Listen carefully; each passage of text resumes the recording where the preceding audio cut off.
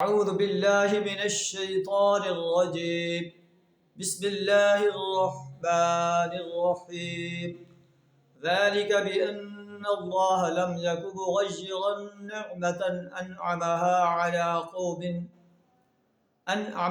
على قوم حتى يغيروا ما بأنفسهم وأن الله سميع عليم صدق اللہ العظیم۔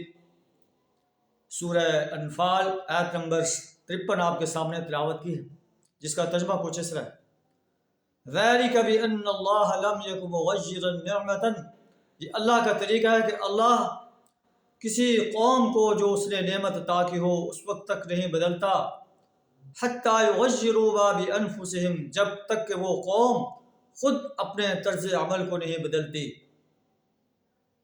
وَأَنَّ اللَّهَ سَمِيعٌ عَلِيمٌ، اللہ سب کچھ سننے والا اور جاننے والا ہے۔ خدا نے آج تک اس قوم کی حالت نہیں بدلی، نہ ہو جس کو خیال خود آپ اپنی حالت بدلنے کا۔ پاکستانی قوم جس نے پاکستان اس لیے حاصل کیا تھا کہ پاکستان کا مطلب کیا لا الہ الا اللہ، لیکن اس نے اپنے اس عہد کو وفا نہیں کیا۔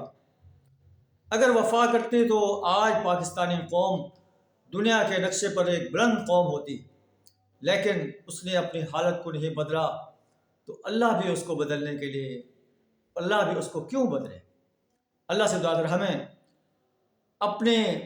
اپنے اس عہد کو جو ہم نے اللہ سے کیا تھا کہ اللہ تو ہمیں پاکستان عطا فرما، ہم تیرے اس ملک میں اللہ تیرے دین کو قائم کریں گے، ہمیں اپنے اس عہد کو وفا کرنے کی توفیق عطا فرما۔ وآخر دعوانا الحمد للہ رب العالمین۔